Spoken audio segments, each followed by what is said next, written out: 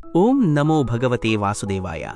ಯಾರು ಈ ಲೋಕಕ್ಕೆ ಬರಿಗೈಯಲ್ಲಿ ಬಂದು ಬರಿಗೈಯಲ್ಲಿಯೇ ಹಿಂತಿರುಗಿ ಹೋಗುತ್ತೇವೆಂದು ತಿಳಿದುಕೊಳ್ಳುತ್ತಾರೋ ಅವರಿಗೆ ಈ ಜಗತ್ತಿನಲ್ಲಿ ಯಾವುದೇ ದುಃಖವೂ ಬಾಧಿಸುವುದಿಲ್ಲ. ಇಂತಹ ಸತ್ಯವನ್ನು ಅರಿತ ಜೀವಿಗೆ ವಿಚಲನೆಗಳು ಇರುವುದಿಲ್ಲ. ಆತ್ಮೀಯ ವೀಕ್ಷಕ ಬಂಧುಗಳೇ, ತಮ್ಮೆಲ್ಲರಿಗೂ ಕೃಷ್ಣ ಸಂದೇಶ ಯೂಟ್ಯೂಬ್ ವಾಹಿನಿಗೆ ಪ್ರೀತಿಯ ಸುಸ್ವಾಗತ. ನಾವು ಇಂದು ಭಗವಂತ ಶ್ರೀಕೃಷ್ಣನ ದಿವ್ಯ ಉಪದೇಶಗಳನ್ನು, ಜೀವನದ ಆಳವಾದ ಸತ್ಯಗಳನ್ನು ಅರ್ಥಮಾಡಿಕೊಳ್ಳುವ ಒಂದು ಪವಿತ್ರ ಪ್ರಯಾಣವನ್ನು ಆರಂಭಿಸಲಿದ್ದೇವೆ. ಈ ಜ್ಞಾನವು ನಮ್ಮ ಬದುಕನ್ನು ಸುಂದರಗೊಳಿಸುತ್ತದೆ ಮತ್ತು ನಮ್ಮ ಆಂತರಿಕ ಶಾಂತಿಯನ್ನು ಹೆಚ್ಚಿಸುತ್ತದೆ. ನಿಮ್ಮೆಲ್ಲರೂ ಈ ಸತ್ಯಗಳನ್ನು ಹೃದಯಪೂರ್ವಕವಾಗಿ ಆಲಿಸಿ ಅವುಗಳನ್ನು ತಮ್ಮ ಜೀವನದಲ್ಲಿ ಅಳವಡಿಸಿಕೊಳ್ಳಬೇಕೆಂದು ಪ್ರಾರ್ಥಿಸುತ್ತೇವೆ. ಸತ್ಯ ಮತ್ತು ವಿಶ್ವಾಸದ ಮಾರ್ಗ. ಪರಮಾತ್ಮನ ಪರೀಕ್ಷೆ ಪ್ರಿಯರೇ, ನೀವು ಸಂತೋಷವಾಗಿದ್ದಾಗ ದೇವರನ್ನು ಎಂದಿಗೂ ಮರೆಯಬೇಡಿ. ಅದೇ ರೀತಿ ನೀವು ದುಃಖದಲ್ಲಿದ್ದಾಗ ಪರಮಾತ್ಮನ ಮೇಲೆ ಅಚಲವಾದ ನಂಬಿಕೆಯನ್ನು ಇಡಿ. ಜಗತ್ತಿನಲ್ಲಿ ಎಲ್ಲವೂ ಸುಳ್ಳಾಗಬಹುದು, ಆದರೆ ದೇವರ ಮುಂದೆ ಕಣ್ಣೀರನ್ನು ಮಾತ್ರ ಸುರಿಸಬೇಡಿ. ಪ್ರೀತಿ ಎಂದರೆ ಕೇವಲ ಒಲವು ಮಾತ್ರವಲ್ಲ, ಪ್ರೀತಿ ಎಂದರೆ ಗೌರವ ಮತ್ತು ವಿಶ್ವಾಸ. ಆ ಗೌರವ ಮತ್ತು ವಿಶ್ವಾಸವು ಪ್ರೀತಿಗಿಂತಲೂ ಮಿಗಿಲಾದದ್ದು. ಯಾವಾಗ ನೀವು ದೇವರೊಂದಿಗೆ ಸಂಪರ್ಕ ಸಾಧಿಸುತ್ತೀರೋ ಆಗ ನಿಮ್ಮ ಜೀವನದಲ್ಲಿ ಪರೀಕ್ಷೆಗಳು ಆರಂಭವಾಗುತ್ತವೆ. ಕೆಲವರು ಇದನ್ನು ದುಃಖ ಎಂದು ಭಾವಿಸುತ್ತಾರೆ, ಆದರೆ ಜ್ಞಾನಿಗಳು ಇದನ್ನು ದೇವರ ಅನುಗ್ರಹವೆಂದು ಪರಿಗಣಿಸುತ್ತಾರೆ. ಕಲಿಯುಗದ ಪಾಠಗಳು ಮೋಸ, ವಂಚನೆ ಮತ್ತು ಪಾಪದ ಫಲಗಳನ್ನು ಮನುಷ್ಯನು ಇದೇ ಭೂಮಿಯ ಮೇಲೆ ಅನುಭವಿಸಲೇಬೇಕು ಎಂಬುದನ್ನು ಸದಾ ನೆನಪಿಡಿ. ಕಾಲವು ಯಾರಿಗೂ ಕ್ಷಮಿಸುವುದಿಲ್ಲ. ನೀವು ಯಶಸ್ಸನ್ನು ಸಾಧಿಸಿದ್ದೀರಿ ಎಂದರೆ ನೀವು ಇನ್ನೊಬ್ಬರಿಗಿಂತ ಉತ್ತಮರಾಗಿದ್ದೀರಿ ಎಂದರ್ಥವಲ್ಲ. ಬದಲಾಗಿ ಯಶಸ್ಸು ಎಂದರೆ ನೀವು ನಿನ್ನೆಯ ದಿನ ಹೇಗಿದ್ದೀರೋ ಅದಕ್ಕಿಂತ ಇಂದು ಉತ್ತಮರಾಗಿದ್ದೀರಿ ಎಂದರ್ಥ. ಯಶಸ್ಸು ಸಾಧಿಸಲು ಕಠಿಣ ಪರೀಕ್ಷೆಗಳು ಎದುರಾಗುತ್ತವೆ, ಆದರೆ ಅವುಗಳನ್ನು ಎದುರಿಸುವ ಶಕ್ತಿಯನ್ನು ಪರಮಾತ್ಮನು ನೀಡುತ್ತಾನೆ. ನೀವು ನಿಮ್ಮನ್ನು ಬದಲಾಯಿಸಿಕೊಳ್ಳುವವರೆಗೂ ನಿಮ್ಮ ಜೀವನದಲ್ಲಿ ಏನೂ ಬದಲಾಗುವುದಿಲ್ಲ. ಸತ್ಯದ ಮಿತ್ರರು ಮತ್ತು ಮುಖವಾಡಗಳು. ನಿಮ್ಮ ಎದುರಿಗೆ ಸತ್ಯವನ್ನು ಮಾತನಾಡಿ ಕೋಪಗೊಳ್ಳುವ ಜನರು ನಿಮ್ಮ ಎದುರಿಗೆ ಒಂದು ರೀತಿ ಮತ್ತು ನಿಮ್ಮ ಹಿಂದೆ ಇನ್ನೊಂದು ರೀತಿ ಇರುವ ಜನರಿಗಿಂತ ಕೋಟಿಪಟ್ಟು ಉತ್ತಮರು. ಇನ್ನೊಬ್ಬರ ನೋವನ್ನು ಅರ್ಥಮಾಡಿಕೊಳ್ಳಲು ಆ ವ್ಯಕ್ತಿಯ ಒಳಗೆ ಮಾನವೀಯತೆ ಇರುವುದು ಅತ್ಯವಶ್ಯಕ. ಕಾಗೆಯು ಕೋಗಿಲೆಯ ಧ್ವನಿಯನ್ನು ಅಡಗಿಸಬಹುದು, ಆದರೆ ಅದು ತನ್ನ ಧ್ವನಿಯನ್ನು ಸಿಹಿಯಾಗಿಸಲು ಸಾಧ್ಯವಿಲ್ಲ. ಅದೇ ರೀತಿ ವಿಮರ್ಶಿಸುವ ವ್ಯಕ್ತಿಯು ಸಜ್ಜನರನ್ನು ಅಪಖ್ಯಾತಿಗೊಳಿಸಬಹುದು, ಆದರೆ ಆತನು ಎಂದಿಗೂ ಸಜ್ಜನನಾಗಲು ಸಾಧ್ಯವಿಲ್ಲ. ಏಕಾಂತದ ಆಶೀರ್ವಾದ. ನೀವು ಒಂಟಿಯಾಗಿದ್ದರೆ ಅದನ್ನು ಒಂದು ಆಶೀರ್ವಾದವೆಂದು ಪರಿಗಣಿಸಿ, ಏಕೆಂದರೆ ಭಗವಂತನು ನಿಮ್ಮನ್ನು ಸುಧಾರಿಸಲು ನಿಮಗೆ ಸ್ವಲ್ಪ ಹೆಚ್ಚು ಸಮಯವನ್ನು ನೀಡಿದ್ದಾನೆ. ಒಂಟಿಯಾಗಿರುವುದನ್ನು ಆನಂದಿಸಲು ಕಲಿಯಿರಿ, ಏಕೆಂದರೆ ಯಾರೂ ಶಾಶ್ವತವಾಗಿ ನಿಮ್ಮೊಂದಿಗೆ ಇರುವುದಿಲ್ಲ. ಸಮಯವು ಬಹಳ ಉತ್ತಮವಾದ ಅಭ್ಯಾಸವನ್ನು ಹೊಂದಿದೆ, ಹೇಗಾದರೂ ಅದು ಸಾಗಿಯೇ ಹೋಗುತ್ತದೆ. ಯಶಸ್ವಿ ವ್ಯಕ್ತಿಯು ಸಂತೋಷವಾಗಿರಬಹುದು ಅಥವಾ ಇಲ್ಲದಿರಬಹುದು, ಆದರೆ ಸಂತೋಷವಾಗಿರುವ ವ್ಯಕ್ತಿಯು ಖಂಡಿತವಾಗಿಯೂ ಯಶಸ್ವಿಯಾಗುತ್ತಾನೆ. ಯಾರದೋ ಜೊತೆಗಾರಿಕೆ ಜೀವನದ ಅತ್ಯಂತ ಅಮೂಲ್ಯ ಸಂಬಂಧವಾಗಿ ಬದಲಾದರೆ ಆ ಸಂಬಂಧವೇ ಜೀವನದ ದೊಡ್ಡ ಸಾಧನೆಯಾಗುತ್ತದೆ. ನಿಮ್ಮ ಅಸ್ತಿತ್ವದ ಮೌಲ್ಯವನ್ನು ಅರಿಯದವರನ್ನು ಬಿಟ್ಟು ಹೋಗುವುದು ಸರಿಯಾದ ನಿರ್ಧಾರವಾಗಿರುತ್ತದೆ. ಪರಮಾತ್ಮನ ಪಾತ್ರ ಮತ್ತು ಭರವಸೆ. ಈ ಜಗತ್ತಿನಲ್ಲಿ ಪ್ರತಿಯೊಂದು ಕೆಲಸ ಮನುಷ್ಯರಿಂದಲೇ ಸಾಧ್ಯವಾಗಿದ್ದರೆ ನಾನು ಎಂದರೆ ಪರಮಾತ್ಮನು ಅಸ್ತಿತ್ವದಲ್ಲಿ ಇರುತ್ತಿರಲಿಲ್ಲ. ನಿಮ್ಮ ಸಾಮರ್ಥ್ಯಗಳು ಎಲ್ಲಿ ಕೊನೆಗೊಳ್ಳುತ್ತವೆಯೋ ಅಲ್ಲಿಂದಲೇ ನನ್ನ ಕೆಲಸ, ಅಂದರೆ ದೇವರ ಕೆಲಸವು ಪ್ರಾರಂಭವಾಗುತ್ತದೆ. ಮಗು ಏನು ತಿನ್ನಬೇಕು, ಏನು ಕುಡಿಯಬೇಕು, ಏನು ಧರಿಸಬೇಕು ಎಂದು ಮಗುವು ತಲೆಕೆಡಿಸಿಕೊಳ್ಳುವುದಿಲ್ಲ. ಬದಲಿಗೆ ಮಗುವಿನ ತಾಯಿ ಅದರ ಕಾಳಜಿ ವಹಿಸುತ್ತಾಳೆ. ಹಾಗೆಯೇ ನಮಗೆ ಏನು ಕೊಡಬೇಕು ಮತ್ತು ಏನು ಕೊಡಬಾರದು ಎಂಬುದನ್ನು ಪರಮಾತ್ಮನೇ ಸ್ವತಃ ನೋಡಿಕೊಳ್ಳುತ್ತಾನೆ. ಸುಳ್ಳು ಮತ್ತು ಸೋಗಿನ ವೇಗ ಎಷ್ಟೇ ಇರಲಿ, ಕೇವಲ ಸತ್ಯವಷ್ಟೇ ಗಮ್ಯಸ್ಥಾನವನ್ನು ತಲುಪುತ್ತದೆ. ಮನಸ್ಸಿನ ಶಕ್ತಿ ಮತ್ತು ನಿಯಂತ್ರಣ. ಜನರು ಬಣ್ಣ ಬದಲಾಯಿಸುತ್ತಾರೆ, ಆದರೆ ಕೊಳಲನ್ನು ಹಿಡಿದವನು ಕಾಲವನ್ನು ಬದಲಾಯಿಸುತ್ತಾನೆ. ಮನಸ್ಸು ಒಂದು ಸುಂದರ ಸೇವಕ ಮತ್ತು ಅಪಾಯಕಾರಿ ಮಾಸ್ಟರ್ ಆಗಿದೆ. ಮನುಷ್ಯನು ಜೀವನದ ಸವಾಲುಗಳಿಂದ ಓಡಿ ಹೋಗಬಾರದು ಮತ್ತು ವಿಧಿಯ ಅಥವಾ ದೇವರ ಇಚ್ಛೆಯಂತಹ ನೆಪಗಳನ್ನು ಬಳಸಬಾರದು. ನಿಮ್ಮ ಸರಿಯಾದ ಸಮಯ ಬರುವವರೆಗೆ ಶಾಂತವಾಗಿರಿ. ಮನುಷ್ಯನ ಅತ್ಯುತ್ತಮ ಮಿತ್ರ ಅವನದೇ ಆತ್ಮ ಮತ್ತು ಮನಸ್ಸು. ಅದು ಉತ್ತಮ ವಿಷಯಗಳನ್ನು ಹೊಗಳುತ್ತದೆ ಮತ್ತು ಕೆಟ್ಟ ವಿಷಯಗಳನ್ನು ಬೈಯುತ್ತದೆ. ನಿಮ್ಮ ಸ್ವತ್ತು ಯಾವುದು? ನೀವು ಬರಿಗೈಯಲ್ಲಿ ಬಂದವರು ಮತ್ತು ಬರಿಗೈಯಲ್ಲಿಯೇ ಹೋಗುತ್ತೀರಿ. ಇಂದು ನಿಮ್ಮದು ಏನಿದೆಯೋ ಅದು ನಾಳೆ ಬೇರೆಯವರದ್ದಾಗಿರುತ್ತದೆ. ಆದ್ದರಿಂದ ನೀವು ಏನೇ ಮಾಡಿದರೂ ಅದನ್ನು ಭಗವಂತನಿಗೆ ಅರ್ಪಿಸುತ್ತಾಯಿರಿ. ಆರೋಗ್ಯ ದೊಡ್ಡ ಕೊಡುಗೆ, ತೃಪ್ತಿಯೇ ದೊಡ್ಡ ಸಂಪತ್ತು, ನಿಷ್ಠೆಯೇ ದೊಡ್ಡ ಸಂಬಂಧ. ನೀವು ವಂಚಿಸಿದರೆ ನಾಳೆಯಲ್ಲದಿದ್ದರೆ ನಾಡಿದ್ದು ನೀವು ಖಂಡಿತ ವಂಚನೆಗೊಳಗಾಗುತ್ತೀರಿ. ನೀವು ಜೀವನವನ್ನು ಪ್ರಾಮಾಣಿಕವಾಗಿ ಬದುಕಿದರೆ ಪ್ರತಿಕ್ಷಣವೂ ನಿಮಗೆ ಶಾಂತಿ ದೊರೆಯುತ್ತದೆ. ಉಪವಾಸದ ನಿಜವಾದ ಅರ್ಥ. ಯಾವಾಗೂ ಆಹಾರದ ಉಪವಾಸ ಏಕೆ ಇರಬೇಕು? ದುರಾಸೆ, ಕಾಮ, ದ್ವೇಷ, ಚಾಡಿ, ಕೋಪ ಮತ್ತು ಕೆಟ್ಟ ಆಲೋಚನೆಗಳ ಉಪವಾಸವೂ ಇರಬೇಕು. ಮನಸ್ಸಿನ ನಿರ್ಧಾರ ಮತ್ತು ದೇಹದ ಶಕ್ತಿಯನ್ನು ಯಾವುದೇ ಕೆಲಸಕ್ಕೆ ಸಂಪೂರ್ಣವಾಗಿ ತೊಡಗಿಸಿದರೆ ಯಶಸ್ಸು ಖಂಡಿತವಾಗಿ ಸಾಧಿಸಲ್ಪಡುತ್ತದೆ. ವಿಧಿಯ ಬಾಗಿಗೆ ತಲೆ ಬಡಿದುಕೊಳ್ಳುವ ಬದಲು ಕಾರ್ಯಗಳ ಬಿರುಗಾಳಿಯನ್ನು ಸೃಷ್ಟಿಸುವುದು ಉತ್ತಮ. ಬಾಗಿಲುಗಳು ತಾವಾಗಿಯೇ ತೆರೆದುಕೊಳ್ಳುತ್ತವೆ. ಕೋಪ ಮತ್ತು ವಿನಾಶಕೋಪದ ಸ್ಥಿತಿಯಲ್ಲಿ ಭ್ರಮೆ ಹುಟ್ಟುತ್ತದೆ. ಭ್ರಮೆಯು ಬುದ್ಧಿಯನ್ನು ನಾಶ ಮಾಡುತ್ತದೆ. ಬುದ್ಧಿ ನಾಶವಾದ ಕೂಡಲೇ ಮನುಷ್ಯನು ಪತನಗೊಳ್ಳುತ್ತಾನೆ. ನೀರು ತನ್ನ ಮಿತಿ ಮೀರಿದರೆ ಅದು ವಿನಾಶಕ್ಕೆ ಕಾರಣವಾಗುತ್ತದೆ. ಅದೇ ರೀತಿ ಮಾತು ತನ್ನ ಮಿತಿ ಮೀರಿದರೆ ಅದು ವಿನಾಶಕ್ಕೆ ಕಾರಣವಾಗುತ್ತದೆ. ಯಾರನ್ನಾದರೂ ಮೋಸ ಮಾಡುವುದು ಒಂದು ಋಣ. ಅದು ನಿಮಗೆ ಖಂಡಿತವಾಗಿಯೂ ಒಂದು ದಿನ ಬೇರೆಯವರಿಂದ ಹಿಂತಿರುಗಿ ಬರುತ್ತದೆ. ಇದು ಕಲಿಯುಗ. ಯಾವಾಗಲೂ ಸಿದ್ಧರಾಗಿರಿ. ಹವಾಮಾನ ಮತ್ತು ಮನುಷ್ಯ ಯಾವಾಗ ಬದಲಾಗುತ್ತಾರೆ ಎಂದು ಹೇಳಲು ಸಾಧ್ಯವಿಲ್ಲ. ಪರಮಾತ್ಮನ ಸಾಮೀಪ್ಯ ದೇವರು ಹೇಳುತ್ತಾನೆ, ನೀವು ನನ್ನನ್ನು ನೋಡಿದರೆ ನಾನು ಸಹ ನಿಮ್ಮನ್ನು ನೋಡುತ್ತೇನೆ. ನೀವು ನನ್ನನ್ನು ಯಾವ ಭಾವನೆಯಿಂದ ನೆನಪಿಸಿಕೊಳ್ಳುತ್ತೀರೋ ಅದೇ ಭಾವನೆಯೊಂದಿಗೆ ನಾನು ನಿಮ್ಮ ಬಳಿಗೆ ಬರುತ್ತೇನೆ. ಪ್ರತೀಕಾರವನ್ನು ತೆಗೆದುಕೊಳ್ಳುವ ಬಗ್ಗೆ ಯೋಚಿಸಬೇಡಿ. ಆರಾಮವಾಗಿ ಕುಳಿತುಕೊಳ್ಳಿ. ನಿಮಗೆ ಕೆಟ್ಟು ಮಾಡಿದವರಿಗೆ ಕೊನೆಯಲ್ಲಿ ಖಂಡಿತವಾಗಿಯೂ ಕೆಟ್ಟದ್ದೇ ಆಗುತ್ತದೆ. 4 ದೊಡ್ಡ ವಿಪತ್ತುಗಳು ಈ ಜಗತ್ತಿನಲ್ಲಿ. ಕಾಮದಂತಹ ಕಣ್ಣು ಇಲ್ಲ, ಮೂರ್ಖತನದಂತಹ ಬಲೆ ಇಲ್ಲ, ದ್ವೇಷದಂತಹ ಮೃಗ ಇಲ್ಲ ಮತ್ತು ದುರಾಸೆಯಂತಹ ಪ್ರವಾಹ ಇಲ್ಲ. ಸಂತೋಷಕ್ಕೆ ಯಾವುದೇ ಮಾರ್ಗವಿಲ್ಲ. ಸಂತೋಷವೇ ಒಂದು ಮಾರ್ಗವಾದೆ. ನೀವು ಸರಿಯಾದ ದಿಕ್ಕಿನಲ್ಲಿದ್ದರೆ ಚಿಂತಿಸಬೇಡಿ, ಆ ದಿಕ್ಕಿನಲ್ಲಿ ನಡೆಯುತ್ತಾ ಇರಿ. ಹೀಗೆ ಮಾಡುವುದರಿಂದ ನೀವು ಖಂಡಿತವಾಗಿಯೂ ನಿಮ್ಮ ಗುರಿಯನ್ನು ಸಾಧಿಸುತ್ತೀರಿ. ಅಮೂಲ್ಯವಾದ ಸಮಯ. ಈ ಇಡೀ ಜಗತ್ತಿನಲ್ಲಿ ಅತ್ಯಂತ ಅಮೂಲ್ಯವಾದ ವಸ್ತು ಎಂದರೆ ಸಮಯ. ಹಾಗಾಗಿ ಅದನ್ನು ವ್ಯರ್ಥ ಮಾಡಬೇಡಿ. ಇಲ್ಲದಿದ್ದರೆ ಕೊನೆಯಲ್ಲಿ ನಿಮಗೆ ಪಶ್ಚಾತ್ತಾಪ ಹೊರತು ಬೇರೇನೂ ಸಿಗುವುದಿಲ್ಲ. ನಿಮ್ಮನ್ನು ಜೀವನದಲ್ಲಿ ಯಾರೊಂದಿಗೂ ಹೋಲಿಸಿಕೊಳ್ಳಬೇಡಿ. ಸೂರ್ಯ ಮತ್ತು ಚಂದ್ರನನ್ನು ಹೋಲಿಸಲಾಗದು, ಏಕೆಂದರೆ ಇಬ್ಬರೂ ತಮ್ಮದೇ ಆದ ಸಮಯದಲ್ಲಿ ಪ್ರಕಾಶಿಸುತ್ತಾರೆ. ಧೈರ್ಯದ ಗುರುತು. ಯಾವುದೇ ಕೆಲಸ ಮಾಡಲು ನಿಮಗೆ ಭಯವೆನಿಸಿದರೆ ಆ ಭಯವು ನಿಮ್ಮ ಕೆಲಸವು ನಿಜವಾಗಿಯೂ ಧೈರ್ಯದಿಂದ ಕೂಡಿದೆ ಎಂಬುದರ ಸಂಕೇತವಾಗಿದೆ ಎಂದು ನೆನಪಿಡಿ. ಯಾರು ಎತ್ತರದ ಮತ್ತು ದೊಡ್ಡ ಕನಸುಗಳನ್ನು ಕಾಣುತ್ತಾರೋ ಅವರ ಪರೀಕ್ಷೆಗಳು ಸಹ ಭೀಕರವಾಗಿರುತ್ತವೆ. ಅವರ ಧೈರ್ಯವು ಹಲವು ಬಾರಿ ಮುರಿಯುತ್ತದೆ, ಆದರೆ ಅವರು ತಮ್ಮ ಉತ್ಸಾಹದಿಂದ ಮಾದಕತೆಯನ್ನು ಅನುಭವಿಸುತ್ತಾರೆ. ಪರ್ವತದ ಎತ್ತರವು ನಿಮ್ಮನ್ನು ಮುಂದಕ್ಕೆ ಸಾಗುವುದರಿಂದ ಎಂದಿಗೂ ತಡೆಯುವುದಿಲ್ಲ, ಆದರೆ ಸಣ್ಣ ಕಲ್ಲುಗಳು ನಿಮ್ಮನ್ನು ಮುಂದಕ್ಕೆ ಸಾಗದಂತೆ ತಡೆಯುತ್ತವೆ. ಆ ಕಲ್ಲನ್ನು ಎಸೆಯಿರಿ. ಸಜೀವ ಮೀನಿನ ಮಾರ್ಗ. ಸತ್ತ ಮೀನು ಮಾತ್ರ ನೀರಿನ ಹರಿವಿನೊಂದಿಗೆ ಚಲಿಸುತ್ತದೆ. ಜೀವಂತವಾಗಿರುವ ಮೀನು ತನ್ನದೇ ಮಾರ್ಗವನ್ನು ಕಂಡುಕೊಳ್ಳುತ್ತದೆ. ನಿಮ್ಮ ಸಮಸ್ಯೆಗಳು ಎಷ್ಟೇ ದೊಡ್ಡದಾಗಿರಲಿ, ನಿಮ್ಮ ಧೈರ್ಯಕ್ಕೆ ಅದರ ಬಗ್ಗೆ ಹೇಳಬೇಡಿ. ಬದಲಿಗೆ ನಿಮ್ಮ ಧೈರ್ಯ ಎಷ್ಟು ದೊಡ್ಡದಾಗಿದೆ ಎಂದು ನಿಮ್ಮ ಸಮಸ್ಯೆಗಳಿಗೆ ಹೇಳಿ. ಯಶಸ್ವಿ ಎಂದರೆ ತನ್ನ ಶತ್ರುಗಳನ್ನು ಗೆಲ್ಲುವವನಲ್ಲ, ಬದಲಾಗಿ ತನ್ನ ಆಸೆಗಳನ್ನು ಗೆಲ್ಲುವವನು ಯಶಸ್ವಿ. ನಿಮ್ಮ ಕನಸುಗಳು ಮತ್ತು ಪ್ರಯತ್ನಗಳು ನೀವು ಅದನ್ನು ಮಾಡಲು ಸಾಧ್ಯವಿಲ್ಲ ಎಂದು ಯಾರೋ ಯೋಚಿಸಿದ್ದಾರೆ ಎಂಬ ಕಾರಣಕ್ಕೆ ನೀವು ನಿಮ್ಮ ಕನಸುಗಳ ಮೇಲೆ ಕೆಲಸ ಮಾಡುವುದನ್ನು ನಿಲ್ಲಿಸಿದ್ದರೆ ಅದು ನಿಮ್ಮ ಕನಸಲ್ಲ, ಅದು ನಿಮ್ಮ ಸಣ್ಣ ಆಸೆಯಷ್ಟೇ. ನಿಮ್ಮನ್ನು ಹತ್ತಿರದಿಂದ ತಿಳಿಯದವರ ಮಾತುಗಳನ್ನು ಹೃದಯಕ್ಕೆ ತೆಗೆದುಕೊಳ್ಳಬೇಡಿ. ಮುಂದುವರಿಯಿರಿ ಮತ್ತು ಏನಾದರೂ ಮಾಡಿ. ಜೀವನದಲ್ಲಿ ಉತ್ತಮ ಜನರನ್ನು ಹುಡುಕಲು ಹೋಗಬೇಡಿ, ಬದಲಿಗೆ ನೀವೇ ಉತ್ತಮರಾಗಿ. ಬಹುಶಃ ನಿಮ್ಮನ್ನು ಭೇಟಿಯಾಗುವುದರಿಂದ ಯಾರದ್ದೋ ಹುಡುಕಾಟ ಪೂರ್ಣಗೊಳ್ಳಬಹುದು. ಮುಂದೆ ಸಾಗುವ ತತ್ವ. ನೀವು ಹಾರಲು ಸಾಧ್ಯವಾಗದಿದ್ದರೆ ಓಡಿ, ಓಡಲು ಸಾಧ್ಯವಾಗದಿದ್ದರೆ ನಡೆಯಿರಿ, ನಡೆಯಲು ಸಾಧ್ಯವಾಗದಿದ್ದರೆ ತೆವಳಿಕೊಂಡು ಹೋಗಿ. ಆದರೆ ಯಾವಾಗಲೂ ಮುಂದೆ ಸಾಗುತ್ತಾ ಇರಿ. ಮನಸ್ಸಿನ ಅಂತರಂಗದ ಹೋರಾಟ. 2 ತೋಳಗಳ ಕಥೆ. ಒಮ್ಮೆ ಒಬ್ಬ ಗುರುಗಳು ತಮ್ಮ ಶಿಷ್ಯರನ್ನು ಕೇಳಿದರು, ನಮ್ಮೊಳಗೆ ಒಂದು ದೊಡ್ಡ ಯುದ್ಧ ನಡೆಯುತ್ತಿರುತ್ತದೆ ಎಂಬುದು ನಿಮಗೆ ತಿಳಿದಿದೆಯೇ? ಎಲ್ಲಾ ಶಿಷ್ಯರು ಮೌನವಾದಾಗ ಗುರುಗಳು ಹೇಳಿದರು, ವಾಸ್ತವದಲ್ಲಿ ನಮ್ಮೊಳಗೆ 2 ತೋಳಗಳ ನಡುವೆ ದೊಡ್ಡ ಹೋರಾಟ ನಡೆಯುತ್ತಿದೆ. ಒಂದು ಕಪ್ಪು ತೋಳ, ಅದು ಕೋಪ, ಅಸೂಯೆ, ಅಹಂಕಾರ, ದುಃಖ, ಅಪರಾಧ, ದುರಾಸೆ, ಕಳ್ಳತನ ಮತ್ತು ಸುಳ್ಳಿನ ಭಾಷೆಯನ್ನು ಮಾತನಾಡುತ್ತದೆ. ಇನ್ನೊಂದು ಬಿಳಿ ತೋಳ, ಅದು ಸಂತೋಷ, ಪ್ರೀತಿ, ದಯೆ, ಪರಿಗಣನೆ ಮತ್ತು ಸದ್ಭಾವನೆಯ ಭಾಷೆಯನ್ನು ಮಾತನಾಡುತ್ತದೆ. ಈ ಹೋರಾಟದ ಗದ್ದಲದಲ್ಲಿ ನಾವು ಈಗಾಗಲೇ ಅಸ್ತಿತ್ವದಲ್ಲಿರುವ ಮನಸ್ಸಿನ ಶಾಂತಿಯನ್ನು ಮರೆತು ಬಿಡುತ್ತೇವೆ ಮತ್ತು ಅದನ್ನು ಬೇರೆಲ್ಲಿಯೋ ಹುಡುಕಲು ಪ್ರಯತ್ನಿಸುತ್ತೇವೆ. ಗುರುಗಳು ಹೇಳಿದರು, ನಮ್ಮಲ್ಲಿ ಯಾರೂ ಈ ಹೋರಾಟದ ಶಬ್ದದಿಂದ ಪಾರಾಗಿಲ್ಲ. ಈ ಹೋರಾಟವು ನನ್ನೊಳಗೆ ಮತ್ತು ನಿಮ್ಮೊಳಗೆ ನಡೆಯುತ್ತದೆ. ಯಾವ ತೋಳಕ್ಕೆ ಆಹಾರ ನೀಡಬೇಕು?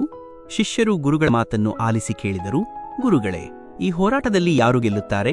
ಗುರುಗಳು ಮುಗುಳ್ನಗೆಯಿಂದ ಹೇಳಿದರು, ನೀವು ಯಾರಿಗೆ ಆಹಾರ ನೀಡುತ್ತೀರೋ ಆ ತೋಳವೇ ಗೆಲ್ಲುತ್ತದೆ. ಆಹಾರ ನೀಡುವುದು ಎಂದರೆ ನಾವು ಗಮನಹರಿಸುವ ಶಕ್ತಿಯನ್ನು ಹೊಂದಿರುತ್ತೇವೆ. ನಾವು ಯಾವ ತೋಳದ ಮಾತುಗಳಿಗೆ ಗಮನ ಕೊಡುತ್ತೇವೆಯೋ ಅದು ದೊಡ್ಡದಾಗಿ ಮತ್ತು ಬಲಶಾಲಿಯಾಗಿ ಬೆಳೆಯುತ್ತದೆ. ಆದ್ದರಿಂದ ನಾವು ಯಾವಾಗಲೂ ಕೋಪಕ್ಕಿಂತ ಮೊದಲು ದಯೆಯನ್ನು ಆರಿಸಿಕೊಳ್ಳಬೇಕು. ದುರಾಸೆಗೆ ಬದಲಾಗಿ ಔದಾರ್ಯವನ್ನು, ಚಿಂತೆಗೆ ಬದಲಾಗಿ ಶಾಂತಿ ಮತ್ತು ಸ್ಥಿರತೆಯನ್ನು ಮತ್ತು ಅಸೂಯೆಗೆ ಮೊದಲು ಸದ್ಭಾವನೆಯನ್ನು ಆರಿಸಿಕೊಳ್ಳಬೇಕು. ಹೀಗೆ ಮಾಡುವುದರಿಂದ ನಮ್ಮ ಮನಸ್ಸು ತಾನಾಗಿಯೇ ಸಂತೋಷವಾಗಿರಲು ಪ್ರಾರಂಭಿಸುತ್ತದೆ. ದೇಹಕ್ಕೆ ವಿಶ್ರಾಂತಿ ನೀಡಿದರೆ ಅದು ತನ್ನಷ್ಟಕ್ಕೆ ತಾನೇ ಗುಣವಾಗಲು ಪ್ರಾರಂಭಿಸುವಂತೆ ಮನಸ್ಸಿಗೆ ಗದ್ದಲದಿಂದ ವಿಶ್ರಾಂತಿ ಸಿಕ್ಕಾಗ ಅದು ತನ್ನಿಂದ ತಾನೇ ಶುದ್ಧವಾಗುತ್ತದೆ. ಸಂಬಂಧಗಳ ಮೌಲ್ಯ. ಜೀವನದಲ್ಲಿ ಎಂದಿಗೂ ಯಾರಿಗೂ ನಮಗೆ ಸಮಯ ಕೊಡಬೇಕೆಂದು ಕೇಳಬೇಡಿ. ಅವರು ನಿಮ್ಮನ್ನು ಗೌರವಿಸಿದರೆ ಅವರೇ ನಿಮಗಾಗಿ ಸಮಯವನ್ನು ಮೀಸಲಿಡುತ್ತಾರೆ, ಮತ್ತು ಅವರು ನಿಮ್ಮನ್ನು ಗೌರವಿಸದಿದ್ದರೆ ಅವರು ನಿಮ್ಮೊಂದಿಗೆ ಇದ್ದರೂ ಸಹ ಅವರು ನಿಮ್ಮವರಾಗಿರುವುದಿಲ್ಲ. ಕಾಲದ ಆಟ ಸಮಯವು ತನ್ನ ಬಣ್ಣವನ್ನು ಯಾವಾಗ ಬದಲಾಯಿಸುತ್ತದೆ ಎಂದು ಯಾರಿಗೂ ತಿಳಿದಿಲ್ಲ.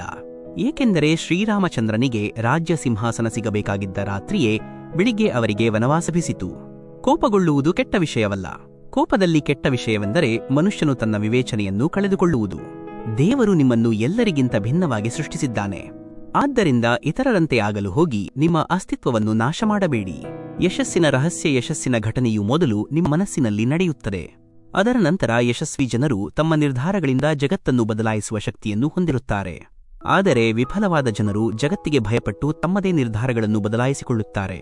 ನಿಮ್ಮನ್ನು ನಿರ್ಲಕ್ಷಿಸುವ ಜನರಿಗೆ ಹೆಚ್ಚು ಮಹತ್ವವನ್ನು ನೀಡಬೇಡಿ. ಜನರು ನಿಮ್ಮನ್ನು ಮಣ್ಣಿನಲ್ಲಿ ಹೂಳಲು ಬಹಳ ಪ್ರಯತ್ನ ಮಾಡುತ್ತಾರೆ. ಆದರೆ ನೀವು ಬೀಜದಂತೆ ಮತ್ತೆ ಮತ್ತೆ ಬೆಳೆಯುವ ಅಭ್ಯಾಸವನ್ನು ಮಾಡಿಕೊಳ್ಳಿ. ದೇವರ ಮೇಲೆ ವಿಶ್ವಾಸವಿಡಿ. ಅವರು ನಿಮ್ಮನ್ನು ಇಲ್ಲಿಯವರೆಗೆ ಕರೆತಂದಿದ್ದರೆ ಅವರು ನಿಮ್ಮನ್ನು ಮುಂದೆ ಸಹ ಕೊಂಡೊಯ್ಯುತ್ತಾರೆ. ನಿರರ್ಥಕ ಚಿಂತೆ ಇಲ್ಲಿಯವರೆಗೆ ಚಿಂತೆಯು ಯಾವುದೇ ಕೆಲಸವನ್ನು ಪೂರ್ಣಗೊಳಿಸಲು ಅವಕಾಶ ನೀಡಿಲ್ಲ. ಆದ್ದರಿಂದ ಚಿಂತಿಸುವುದನ್ನು ನಿಲ್ಲಿಸಿ. ಶ್ರೀಕೃಷ್ಣನು ಹೇಳುತ್ತಾನೆ, ನಿಧಾನವಾಗಿ ಏನಾದರೂ ಆಗುತ್ತದೆ. ತೋಟಗಾರನು ಮರಕ್ಕೆ 100 ಕೊಡ ನೀರನ್ನು ಸುರಿದರೂ ಹಣ್ಣು ಬರುವುದು ಋತು ಬಂದಾಗ ಮಾತ್ರ. ಅಂದರೆ ತಾಳ್ಮೆಯಿಂದ ಮತ್ತು ಸರಿಯಾದ ಸಮಯದಲ್ಲಿ ಮಾತ್ರ ಕೆಲಸವು ಪೂರ್ಣಗೊಳ್ಳುತ್ತದೆ. ಒಂಟಿತನದ ಶಕ್ತಿ. ನೀವು ಎಂದಾದರೂ ಒಂಟಿಯಾಗಿ ನಡೆಯಬೇಕಾಗಿದ್ದರೆ ಭಯಪಡಬೇಡಿ. ಏಕೆಂದರೆ ಸ್ಮಶಾನ, ಪರ್ವತದ ಶಿಖರ ಮತ್ತು ಸಿಂಹಾಸನದ ಮೇಲೆ ಮನುಷ್ಯನು ಒಂಟಿಯಾಗಿರುತ್ತಾನೆ. ನಿಮ್ಮ ರಾಜ್ಯದ ರಹಸ್ಯವನ್ನು ನೀವು ಇನ್ನೊಬ್ಬರಿಗೆ ಹೇಳಿದರೆ ನೀವು ಅವರ ಗುಲಾಮರಾಗುತ್ತೀರಿ. ಸ್ವಲ್ಪದರಲ್ಲಿ ಸಂತೋಷವಾಗಿರುವ ವ್ಯಕ್ತಿಯು ಹೆಚ್ಚು ಸಂತೋಷವನ್ನು ಹೊಂದಿರುತ್ತಾನೆ. ಹೃದಯದ ನೋವು. ಸಾಮಾನ್ಯವಾಗಿ ನಿಮ್ಮ ಸ್ವಂತ ಜನರ ಮಾತುಗಳು ಹೃದಯವನ್ನು ಚುಚ್ಚುತ್ತವೆ. ಅಪರಿಚಿತರಿಗೆ ನಿಮ್ಮ ಕಣ್ಣುಗಳಲ್ಲಿ ನೀರು ತರಿಸುವ ಶಕ್ತಿ ಇರುವುದಿಲ್ಲ. ನೀವು ಎಷ್ಟೇ ನೋವನ್ನು ಅನುಭವಿಸುತ್ತಿದ್ದರೂ ಅದು ನಿಮ್ಮ ನಿರ್ಧಾರದ ಫಲಿತಾಂಶವಾಗಿದೆ. ಮತ್ತು ನೀವು ನಿಮ್ಮ ನಿರ್ಧಾರವನ್ನು ಬದಲಾಯಿಸುವ ದಿನ, ಆ ದಿನವೇ ನಿಮ್ಮ ಜೀವನವು ಬದಲಾಗುತ್ತದೆ. ಸಂಬಂಧಗಳ ಭ್ರಮೆ. ನನಗೆ ಯಾರಾದರೂ ಬೇಕಾಗುತ್ತಾರೆ ಎಂದು ನೀವು ಹೆಮ್ಮೆಪಡಬಾರದು.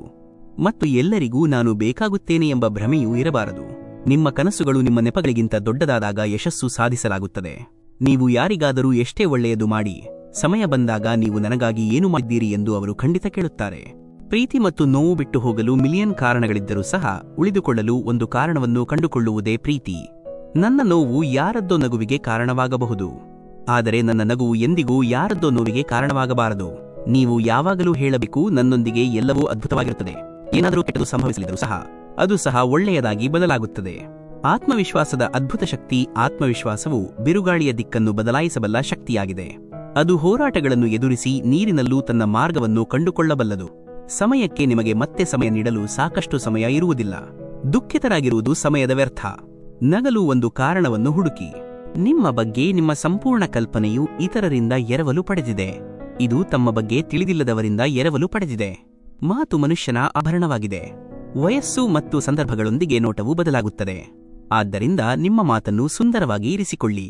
ನೀವು ಬಯಸಿದರೂ ಸಹ ನಿಮ್ಮ ಬಗ್ಗೆ ಜನರ ಗ್ರಹಿಕೆಯನ್ನು ನೀವು ಬದಲಾಯಿಸಲು ಸಾಧ್ಯವಿಲ್ಲ. ಆದ್ದರಿಂದ ನಿಮ್ಮ ಜೀವನವನ್ನು ಶಾಂತಿಯುತವಾಗಿ ಬದುಕಿ ಮತ್ತು ಸಂತೋಷವಾಗಿರಿ. ಪ್ರಾಮಾಣಿಕೆಯ ಪಾಠ. ನಾನು ಹಿಂದೆ ಇದ್ದೇನೆಂದರೆ ನನಗೆ ಚತುರನಾಗಿರುವುದು ತಿಳಿದಿಲ್ಲದಿರಬಹುದು. ಜನರು ನನ್ನ ನಿಷ್ಠೆಯನ್ನು ಅರ್ಥಮಾಡಿಕೊಳ್ಳದಿರಬಹುದು, ಆದರೆ ನನಗೆ ದ್ರೋಹ ಮಾಡುವುದು ತಿಳಿದಿಲ್ಲ. ನೀವು ಪ್ರಯತ್ನಿಸಿದಾಗ ಏನಾಗಬಹುದು ಎಂದು ನಿಮಗೆ ತಿಳಿದಿರುವುದಿಲ್ಲ, ಆದರೆ ನೀವು ಪ್ರಯತ್ನಿಸದಿದ್ದರೆ ಖಂಡಿತ ಏನೂ ಆಗುವುದಿಲ್ಲ. ಅನುಭವದ ಪಾತ್ರ. ಶ್ರದ್ಧೆ ಒಬ್ಬ ವ್ಯಕ್ತಿಯು ತಾನು ಮಾಡಲು ಸಾಧ್ಯವಿಲ್ಲದ ಕೆಲಸವನ್ನು ಮಾಡಲು ಪ್ರೇರೇಪಿಸುತ್ತದೆ. ಧೈರ್ಯ ಒಬ್ಬ ವ್ಯಕ್ತಿಯು ತಾನು ಮಾಡಲು ಸಾಧ್ಯವಿಲ್ಲದ ಕೆಲಸವನ್ನು ಮಾಡಲು ಪ್ರೇರೇಪಿಸುತ್ತದೆ. ಆದರೆ ಅನುಭವವು ಒಬ್ಬ ವ್ಯಕ್ತಿಯು ವಾಸ್ತವವಾಗಿ ಏನು ಮಾಡಬೇಕೋ ಅದನ್ನು ಮಾಡಲು ಪ್ರೇರೇಪಿಸುತ್ತದೆ. ನಿಮ್ಮ ಪ್ರತಿಯೊಂದು ಕ್ರಿಯೆಯ ಫಲಿತಾಂಶವನ್ನು ನೀವು ಯಾವುದಾದರೂ ರೂಪದಲ್ಲಿ ಖಂಡಿತವಾಗಿಯೂ ಪಡೆಯುತ್ತೀರಿ. ಜೀವನದಲ್ಲಿ ಸೋಲು ಒಂದು ಪಾಠ. ಅದು ನಿಮ್ಮನ್ನು ಸುಧಾರಿಸಲು ಒಂದು ಅವಕಾಶವನ್ನು ನೀಡುತ್ತದೆ. ಯಾರಿಗಾದರೂ ಪ್ರೀತಿ ನೀಡುವುದು ದೊಡ್ಡ ಕೊಡುಗೆ, ಮತ್ತು ಯಾರೊಬ್ಬರ ಪ್ರೀತಿಯನ್ನು ಸ್ವೀಕರಿಸುವುದು ದೊಡ್ಡ ಗೌರವ. ದೇವರ ಸಂಕಲ್ಪ ಮತ್ತು ವಿಶ್ವಾಸದ ಕಥೆ. ರಿಚ್ ಮ್ಯಾನ್ ಮತ್ತು ಬೆಂಕಿ. ಒಂದಾನೊಂದು ಕಾಲದಲ್ಲಿ ಒಬ್ಬ ಶ್ರೀಮಂತ ವ್ಯಕ್ತಿ ಇದ್ದನು. ಆ ವ್ಯಕ್ತಿಯು ಶ್ರೀಕೃಷ್ಣನ ದೊಡ್ಡ ಭಕ್ತನಾಗಿದ್ದನು. ಒಮ್ಮೆ ಆ ಶ್ರೀಮಂತ ವ್ಯಕ್ತಿಯು ತನ್ನ ದೋಣಿಯಲ್ಲಿ ಸುತ್ತಾಡಲು ಸಮುದ್ರಕ್ಕೆ ಹೋಗುತ್ತಾನೆ. ನಂತರ ಅವನು ಸಮುದ್ರದಲ್ಲಿ ಸುತ್ತಾಡುತ್ತಾ ಬಹಳ ದೂರ ಹೋಗುತ್ತಾನೆ. ಆಗ ಇದ್ದಕ್ಕಿದ್ದಂತೆ ಸಮುದ್ರದಲ್ಲಿ ಒಂದು ದೊಡ್ಡ ಬಿರುಗಾಳಿ ಬರುತ್ತದೆ. ಇದರಿಂದ ಆ ಶ್ರೀಮಂತನ ದೋಣಿಯು ನೀರಿನಲ್ಲಿ ಮುಳುಗಲು ಪ್ರಾರಂಭಿಸುತ್ತದೆ. ನಂತರ ಅವನು ತನ್ನ ಜೀವವನ್ನು ಉಳಿಸಲು ದೋಣಿಯಿಂದ ಹಾರುತ್ತಾನೆ ಮತ್ತು ಸಮುದ್ರದಲ್ಲಿ ಈಜುತ್ತಾ ಒಂದು ನಿರ್ಜನ ದ್ವೀಪವನ್ನು ತಲುಪುತ್ತಾನೆ. ಅಲ್ಲಿ ಅವನಿಗೆ ದೂರದವರೆಗೆ ಯಾರೂ ಕಾಣಿಸಲಿಲ್ಲ. ನಂತರ ಅವನು ಸಮುದ್ರ ತೀರದಲ್ಲಿ ಒಂದು ಗುಡಿಸಲನ್ನು ನೋಡುತ್ತಾನೆ. ದಣಿದ ಮತ್ತು ಬಳಲಿದ ಆ ವ್ಯಕ್ತಿಯು ಆ ಗುಡಿಸಲಿಗೆ ಹೋಗಿ ಮಲಗುತ್ತಾನೆ. ನಂತರ ಮತ್ತೆ ಸಮುದ್ರದಲ್ಲಿ ಒಂದು ದೊಡ್ಡ ಬಿರುಗಾಳಿ ಬರುತ್ತದೆ. ಆ ಶ್ರೀಮಂತನು ಮಲಗಿದ್ದ ಗುಡಿಸಲಿಗೆ ಸಿಡಿಲು ಬಡಿಯುತ್ತದೆ. ಇದರಿಂದ ಆ ಗುಡಿಸಲಿಗೆ ಬೆಂಕಿ ತಗುಲುತ್ತದೆ. ಹೇಗೋ ಅವನು ತನ್ನ ಜೀವವನ್ನು ಉಳಿಸಿಕೊಂಡು ಗುಡಿಸಲಿನಿಂದ ಹೊರಬರುತ್ತಾನೆ ಮತ್ತು ಅವನ ಜೀವವು ಮತ್ತೆ ಉಳಿಯುತ್ತದೆ. ಪರಮಾತ್ಮನ ಯೋಜನೆ. ಆ ವ್ಯಕ್ತಿಯು ನನಗೆ ಯಾಕೆ ಈ ರೀತಿ ಕೆಟ್ಟದ್ದೇ ಆಗುತ್ತಿದೆ ಎಂದು ಯೋಚಿಸಲು ಪ್ರಾರಂಭಿಸುತ್ತಾನೆ.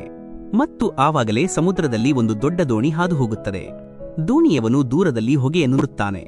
ದೋಣಿಯವನು ಸಹಾಯಕ್ಕಾಗಿ ಯಾರೋ ಬೆಂಕಿ ಹಚ್ಚಿದ್ದಾರೆ ಎಂದು ಯೋಚಿಸುತ್ತಾನೆ. ದೋಣಿಯವನು ತನ್ನ ದೋಣಿಯನ್ನು ಬೆಂಕಿಯ ಕಡೆಗೆ ಕೊಂಡೊಯ್ಯುತ್ತಾನೆ. ಮತ್ತು ಅವನು ಬೆಂಕಿಯ ಬಳಿ ತಲುಪಿದ ತಕ್ಷಣ ಅವನು ಬೆಂಕಿಯ ಹತ್ತಿರ ಒಬ್ಬ ವ್ಯಕ್ತಿಯನ್ನು ನೋಡುತ್ತಾನೆ. ನಂತರ ದೋಣಿಯವನು ದೋಣಿಯಿಂದ ಇಳಿದು ಆ ವ್ಯಕ್ತಿಯ ಬಳಿಗೆ ಹೋಗಿ ಅವನಿಗೆ ಸಹಾಯ ಮಾಡಿ ತನ್ನ ದೋಣಿಯಲ್ಲಿ ಕುಳಿತುಕೊಳ್ಳಲು ಹೇಳುತ್ತಾನೆ. ಹೀಗೆ ಆ ಶ್ರೀಮಂತನ ಜೀವವು ಉಳಿಯುತ್ತದೆ. ಎಲ್ಲವೂ ಒಳ್ಳೆಯದಕ್ಕೆ. ನಂತರ ದೋಣಿಯಲ್ಲಿ ಕುಳಿತಿದ್ದ ಆ ವ್ಯಕ್ತಿಯು ದೇವರು ಏನೇ ಮಾಡಿದರೂ ಒಳ್ಳೆಯದಕ್ಕಾಗಿ ಮಾಡುತ್ತಾನೆ ಎಂದು ಯೋಚಿಸುತ್ತಾನೆ. ನನ್ನ ಗುಡಿಸಲು ಸುಟ್ಟು ಹೋಗದಿದ್ದರೆ ನಾನು ಬಹುಶಃ ಈ ದ್ವೀಪದಲ್ಲಿಯೇ ಸತ್ತು ಹೋಗುತ್ತಿದ್ದೆ. ಅದಕ್ಕಾಗಿಯೇ ಈ ಮಾತು ಇದೆ, ಏನೇ ಆದರೂ ಒಳ್ಳೆಯದಕ್ಕೇ ಆಗುತ್ತದೆ. ಆ ವ್ಯಕ್ತಿಯು ದೇವರಿಗೆ ಧನ್ಯವಾದಗಳನ್ನು ಹೇಳಲು ಪ್ರಾರಂಭಿಸುತ್ತಾನೆ. ನಮ್ಮ ಜೀವನದಲ್ಲಿ ಏನೇ ನಡೆಯುತ್ತಿದ್ದರೂ, ಏನೇ ಕೆಟ್ಟದ್ದು ನಡೆಯುತ್ತಿದೆ ಎಂದು ನೀವು ಭಾವಿಸಿದರೂ ಅದು ನಿಜವಾಗಿಯೂ ಕೆಟ್ಟದ್ದಾಗಿರುವುದಿಲ್ಲ. ಇಂದು ನಿಮಗೆ ಏನಾಗುತ್ತಿದೆ ಎಂದು ಕೆಟ್ಟದಾಗಿ ಅನಿಸಿದರೂ ಮುಂಬರುವ ಸಮಯದಲ್ಲಿ ನಿಮಗೆ ಏನೇ ಆದರೂ ಅದು ಒಳ್ಳೆಯದಕ್ಕಾಗಿ ಆಗಿದೆ ಎಂದು ಅರಿವಾಗುತ್ತದೆ. ಇದು ಅದ್ಭುತವಲ್ಲವೇ? ಜೀವನದ ವಿಚಿತ್ರ ಸತ್ಯಗಳು. ವಿಧಿಯು ಸ್ನೇಹಿತನಲ್ಲದಿದ್ದರೂ ಕೋಪಗೊಳ್ಳುತ್ತದೆ. ಬುದ್ಧಿ ಕಬ್ಬಿಣವಲ್ಲದಿದ್ದರೂ ತುಕ್ಕು ಹಿಡಿಯುತ್ತದೆ. ಸ್ವಾಭಿಮಾನ ದೇಹವಲ್ಲದಿದ್ದರೂ ಗಾಯಗೊಳ್ಳುತ್ತದೆ. ಮತ್ತು ಮನುಷ್ಯ ಹವಾಮಾನವಲ್ಲದಿದ್ದರೂ ಬದಲಾಗುತ್ತಾನೆ. ತಮ್ಮ ಸಂಬಂಧಗಳಿಗೆ ಬೆಲೆ ನೀಡದ ವ್ಯಕ್ತಿಯೊಂದಿಗೆ ನಿಲ್ಲುವುದಕ್ಕಿಂತ ಒಬ್ಬಂಟಿಯಾಗಿ ನಿಲ್ಲುವುದು ಉತ್ತಮ. ಇದು ಅಹಂಕಾರವಲ್ಲ, ಇದು ಸ್ವಾಭಿಮಾನ. ನೀವು ಕೇವಲ ಭವಿಷ್ಯದ ಬಗ್ಗೆ ಯೋಚಿಸುತ್ತಿದ್ದರೆ ನೀವು ವರ್ತಮಾನವನ್ನು ಹಾಳು ಮಾಡುತ್ತೀರಿ. ನೀವು ಬಲಶಾಲಿಯಾಗಬೇಕೆಂದರೆ ಒಂಟಿಯಾಗಿರುವುದನ್ನು ಆನಂದಿಸಲು ಕಲಿಯಿರಿ. ತಪ್ಪಾದ ದಿಕ್ಕಿನಲ್ಲಿ ಚಲಿಸುವ ಜನಸಮೂಹದ ಭಾಗವಾಗುವುದಕ್ಕಿಂತ ಸರಿಯಾದ ದಿಕ್ಕಿನಲ್ಲಿ ಒಬ್ಬಂಟಿಯಾಗಿ ನಡೆಯುವುದು ಉತ್ತಮ. ಪ್ರತಿಕ್ಷಣವೂ ಸಾಗುವ ಮೊದಲು ಅದನ್ನು ಅನುಭವಿಸಿ, ಏಕೆಂದರೆ ನೆನಪುಗಳು ಮಾತ್ರ ಹಿಂತಿರುಗುತ್ತವೆ, ಸಮಯವಲ್ಲ. ಮಾತುಗಳ ಮಹತ್ವ. ಯಾರು ಯಾವಾಗಲೂ ಪಿತೂರಿಗಳನ್ನು ಮಾಡುತ್ತಿರುತ್ತಾರೋ ಅವರು ಒಂದು ದಿನ ದೊಡ್ಡ ಪಿತೂರಿಗೆ ತುತ್ತಾಗುತ್ತಾರೆ.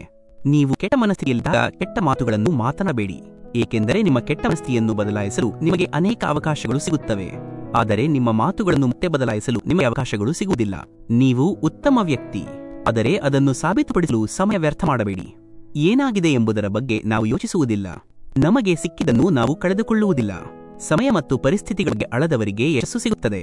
ನಿಮ್ಮ ಮೌಲ್ಯವನ್ನು ಅರಿಯಿರಿ. ನಿಮ್ಮ ಮೌಲ್ಯವನ್ನು ಅರ್ಥಮಾಡಿಕೊಳ್ಳುವವರಿಗೆ ಮಾತ್ರ ಜೀವನದಲ್ಲಿ ಪ್ರಾಮುಖ್ಯತೆ ನೀಡಿ. ಪಾಠಗಳನ್ನು ಕೇವಲ ತಮಗಾಗಿ ಕಲಿಸಲಾಗುತ್ತದೆ, ಸಲಹೆಯನ್ನು ಮಾತ್ರ ಇತರಿಗೆ ನೀಡಲಾಗುತ್ತದೆ. ಸಹವಾಸವು ವ್ಯಕ್ತಿಯ ಸ್ವಭಾವದ ಮೇಲೆ ಪರಿಣಾಮ ಬೀರುವುದಿಲ್ಲ, ಏಕೆಂದರೆ ರಾವಣನೊಂದಿಗೆ ವಾಸವಿದ್ದರೂ ಸಹ ವಿಭೀಷಣ ಕೆಟ್ಟವನಾಗಲಿಲ್ಲ, ಮತ್ತು ರಾಮನೊಂದಿಗೆ ವಾಸವಿದ್ದು ಕೈಕೇಯಿ ಸುಧಾರಿಸಲಿಲ್ಲ. ಸಂಯಮ ಮತ್ತು ಸೃಷ್ಟಿಕರ್ತ ತಾಳ್ಮೆಯಿಂದಿರಿ. ಎಂದಿಗೂ ನಿರಾಶರಾಗಬೇಡಿ, ಏಕೆಂದರೆ ನಿಮ್ಮನ್ನು ಬರೆದವನು ಈ ವಿಶ್ವದ ಅತ್ಯಂತ ಶ್ರೇಷ್ಠ ಬರಹಗಾರ. ಸರಿಯಾದ ಸಮಯದಲ್ಲಿ ಸರಿಯಾದ ವಿಷಯವನ್ನು ಮತ್ತು ತಪ್ಪಾದ ಸಮಯದಲ್ಲಿ ತಪ್ಪಾದ ವಿಷಯವನ್ನು ಅರ್ಥಮಾಡಿಕೊಳ್ಳುವ ಯಾರನ್ನಾದರೂ ಕಂಡುಹಿಡಿಯುವುದು ತುಂಬಾ ಕಷ್ಟ. ಮತ್ತು ನೀವು ಅಂತಹವರನ್ನು ಕಂಡರೆ ಅವರ ಬಗ್ಗೆ ಕಾಳಜಿ ವಹಿಸಿ. ದುಃಖವಿಲ್ಲದೆ ಯಶಸ್ಸು ಇಲ್ಲ. ನೀವು ಜೀವನದಲ್ಲಿ ದುಃಖವನ್ನು ಸಹಿಸಲು ಸಾಧ್ಯವಾಗದಿದ್ದರೆ ನೀವು ಯಶಸ್ಸನ್ನು ಸಹ ಸಹಿಸಲಾರಿರಿ. ಯಶಸ್ಸು ಸಿಗುವುದು ಖಚಿತ. ನೋಡಬೇಕಾದ ವಿಷಯವೆಂದರೆ ನೀವು ಅದಕ್ಕಾಗಿ ಎಷ್ಟು ಬೆಲೆ ತೆರಲು ಸಿದ್ಧರಿದ್ದೀರಿ. ಜೀವನದ ಅರ್ಥವೆಂದರೆ ನಿಮ್ಮನ್ನು ಕಂಡುಕೊಳ್ಳುವುದಲ್ಲ, ಬದಲಾಗಿ ನಿಮ್ಮನ್ನು ಸೃಷ್ಟಿಸಿಕೊಳ್ಳುವುದು. ಆತ್ಮಾವಲೋಕನ ಮತ್ತು ವಿಮರ್ಶೆ. ನೀವು ಯಾರೊಬ್ಬರಲ್ಲಿ ಏನಾದರೂ ಕೊರತೆಯನ್ನು ನೋಡಿದರೆ ಅವರೊಂದಿಗೆ ಮಾತನಾಡಿ. ಆದರೆ ನೀವು ಎಲ್ಲರಲ್ಲಿ ಕೊರತೆಯನ್ನು ನೋಡಿದರೆ ನಿಮ್ಮೊಂದಿಗೆ ನೀವೇ ಮಾತನಾಡಿ. ಲಕ್ಷ್ಮಿಯನ್ನು ಕದಿಯಬಹುದು, ಆದರೆ ಸರಸ್ವತಿಯನ್ನು ಕದಿಯಲು ಸಾಧ್ಯವಿಲ್ಲ. ಆದ್ದರಿಂದ ನಿಮ್ಮ ಮಕ್ಕಳಿಗೆ ಶ್ರೀಮಂತರನ್ನಾಗಿ ಮಾಡುವ ಮೊದಲು ಅವರಿಗೆ ವಿದ್ಯೆಯನ್ನು ಕಲಿಸಲು ಪ್ರಯತ್ನಿಸಿ. ನೀವು ಏನು ಮಾಡಲು ಬಯಸುತ್ತೀರೋ ಅದನ್ನು ನಿಮ್ಮ ಸ್ವಂತ ಶಕ್ತಿಯ ಮೇಲೆ ಮಾಡಿ, ಏಕೆಂದರೆ ಜಗತ್ತು ನಿಮ್ಮ ಸ್ವಂತ ಶಕ್ತಿಯ ಮೇಲೆ ರಚಿಸಲಾದ ಇತಿಹಾಸವನ್ನು ನೆನಪಿಸಿಕೊಳ್ಳುತ್ತದೆ. ವ್ಯಕ್ತಿತ್ವದ ಕಠಿಣತೆ. ವ್ಯಕ್ತಿತ್ವದಲ್ಲಿ ಸ್ವಲ್ಪ ಕಠಿಣತೆ ಅಗತ್ಯ. ಕೆಲವೊಮ್ಮೆ ನಿಮ್ಮ ಅತ್ಯಂತ ಸರಳ ಸ್ವಭಾವ ಮತ್ತು ಸಿಹಿಯಾದ ಮಾತುಗಳನ್ನು ನಿಮ್ಮ ದೌರ್ಬಲ್ಯ ಅಥವಾ ನಿಮ್ಮ ಸೋಗು ಎಂದು ಪರಿಗಣಿಸಲಾಗುತ್ತೆ. ನಂಬಿಕೆ ಇಡಿ. ದೇವರು ತಡವಾಗಿ ಕೇಳಬಹುದು, ಆದರೆ ಅವರು ಖಂಡಿತವಾಗಿಯೂ ಕೇಳುತ್ತಾರೆ. ಉತ್ತಮ ಉದ್ದೇಶಗಳನ್ನು ಇಟ್ಟುಕೊಳ್ಳಿ. ಅದೃಷ್ಟವು ಖಂಡಿತವಾಗಿಯೂ ನಿಮಗೆ ಒಲವು ನೀಡುತ್ತದೆ. ಸಂಬಂಧಗಳಿಂದ ದೂರ ಸರಿಯುವುದು. ಯಾರ ಹೃದಯವನ್ನಾದರೂ ಪ್ರವೇಶಿಸಲು ಒಂದು ಮಾರ್ಗವಿದೆ, ಆದರೆ ಹೊರಹೋಗಲು ಯಾವುದೇ ಮಾರ್ಗವಿಲ್ಲ. ಆದ್ದರಿಂದ ಜನರು ಹೃದಯವನ್ನು ಬಿಟ್ಟು ಹೋದಾಗ ಅವರು ಹೃದಯವನ್ನು ಒಡೆದು ಹೋಗುತ್ತಾರೆ. ನಿಮ್ಮ ಏಕಾಂತಕ್ಕೆ ಹೆದರಬೇಡಿ. ಸಾಮಾನ್ಯವಾಗಿ ಯಶಸ್ವಿಯಾದವನು ಮಾತ್ರ ಆಳುತ್ತಾನೆ. ಸ್ನೇಹ ಅಗತ್ಯ, ಸಂಬಂಧವೂ ಅಗತ್ಯ, ಆದರೆ ಜೀವನದ ಪ್ರತಿ ಕಠಿಣ ಪರಿಸ್ಥಿತಿಯು ಒಂಟಿಯಾಗಿ ಬದುಕುವ ಕಲೆಯನ್ನು ಕಲಿಯುವುದು ಎಷ್ಟು ಮುಖ್ಯ ಎಂಬುದನ್ನು ತೋರಿಸುತ್ತದೆ. ಜನರು ನಿಮ್ಮಿಂದ ಸಂತೋಷವಾಗಿಲ್ಲದಿದ್ದರೆ ಚಿಂತಿಸಬೇಡಿ. ನೀವು ಯಾರನ್ನಾದರೂ ರಂಜಿಸಲು ಈ ಜಗತ್ತಿಗೆ ಬಂದಿಲ್ಲ. ನಿಜವಾದ ಮುಖ. ಕೇವಲ ಒಂದೇ ಮುಖವನ್ನು ಹೊಂದಿರುವ ವ್ಯಕ್ತಿಯು ಎಂದಿಗೂ ಒತ್ತಡಕ್ಕೆ ಒಳಗಾಗುವುದಿಲ್ಲ. ಒತ್ತಡ ಯಾವಾಗಲೂ ಮತ್ತೆ ಮತ್ತೆ ಮುಖಗಳನ್ನು ಬದಲಾಯಿಸಬೇಕಾದವರಿಗೆ ಮಾತ್ರ ಸಂಭವಿಸುತ್ತದೆ. ಯಾರೊಂದಿಗಾದರೂ ಹೆಚ್ಚು ಸಮಯ ಕಳೆಯುವುದರಿಂದ ನೀವು ಅವರ ಅಭ್ಯಾಸಗಳನ್ನು ಅಳವಡಿಸಿಕೊಳ್ಳಲು ಪ್ರಾರಂಭಿಸುತ್ತೀರಿ. ಆದ್ದರಿಂದ ಬುದ್ಧಿವಂತಿಕೆಯಿಂದ ಜನರೊಂದಿಗೆ ಸಮಯ ಕಳೆಯಿರಿ. ನೀವು ಹೃದಯದಿಂದ ಸತ್ಯ ಮತ್ತು ಸ್ವಚ್ಛವಾಗಿದ್ದರೆ ನೀವು ಕೆಲವೇ ಜನರಿಗೆ ವಿಶೇಷರಾಗಿರುತ್ತೀರಿ.